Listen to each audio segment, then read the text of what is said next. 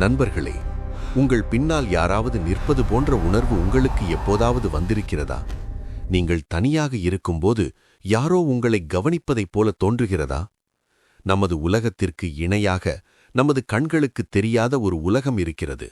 அவர்கள் நெருப்பால் படைக்கப்பட்டவர்கள், காற்றைப் போல வேகமானவர்கள். அவர்கள்தான் ஜின்கள். இஸ்லாமிய வரலாற்றிலும் பல ஊர்க்கதைகளிலும் ஜின்களைப் பற்றிய மர்மங்கள் ஆயிரக்கணக்கில் உண்டு.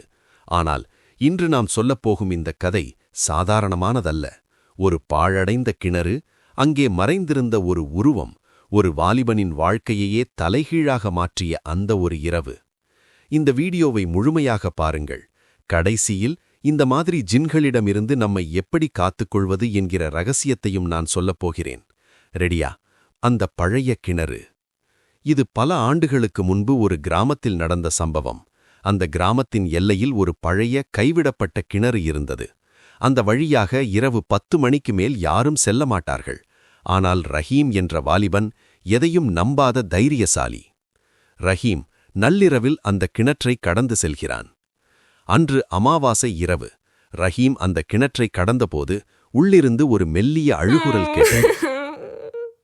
ஒரு பெண் அழுவது போல இருந்தது. ரஹீம் நின்றான். அவனது இதயம் வேகமாக துடித்தது. தைரியத்தை வரவழைத்துக் கொண்டு கிணற்றின் அருகே சென்றான். மர்மமான உருவம். கிணற்றுக்குள் பார்த்த ரஹீம் உறைந்து போனான். உள்ளே தண்ணீர் இல்லை, ஆனால் ஒரு உருவம் உட்கார்ந்திருந்தது. அதன் தலைமுடி தரையைத் தொட்டது. ரஹீம் மெதுவாக, "யார் நீ?" என்று கேட்டான். அந்த உருவம் மெதுவாக திரும்பியது. அந்த உருவத்திற்கு கண்கள் இல்லை. வெறும் நெருப்புப் பிழம்பு போல 2 துளைகள் மட்டுமே இருந்தன. அது பயங்கரமான குரலில் சிரித்தது. ரஹீம் அலறிக்கொண்டு ஓடினான். ஆனால் அவன் எவ்வளவு ஓடியும் அந்த கிணறு அவனது பின்னாடியே வருவது போல அவனுக்குத் தோன்றியது. அவன் கால்கள் தரையில் படவில்லை, காற்றில் மிதப்பது போல உணர்ந்தான்.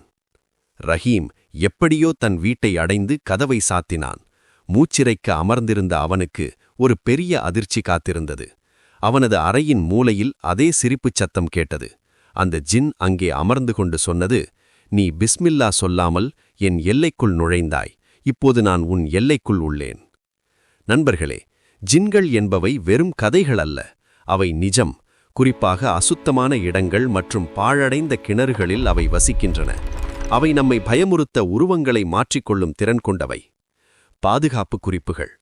மக்ரிப் நேரத்தில் ஜின்களின் நடமாட்டம் அதிகம் இருக்கும். அதனால் அந்த நேரத்தில் குழந்தைகளை வெளியே விட வேண்டாம். பாதுகாப்பு துவா. பிஸ்மில்லாஹி லா யதுர்ரு அல்லது ஆயத்துல் குர்சி ஓதுவது இது போன்ற தீய சக்திகளிடமிருந்து நம்மை காக்கும். இந்த கதையை கேட்டுக்கொண்டிருக்கும் போதே உங்கள் பின்னால் யாராவது இருப்பது போல தோன்றுகிறதா? பயப்படாதீர்கள். ஆனால் பிஸ்மில்லா சொல்ல மறந்து விடாதீர்கள்.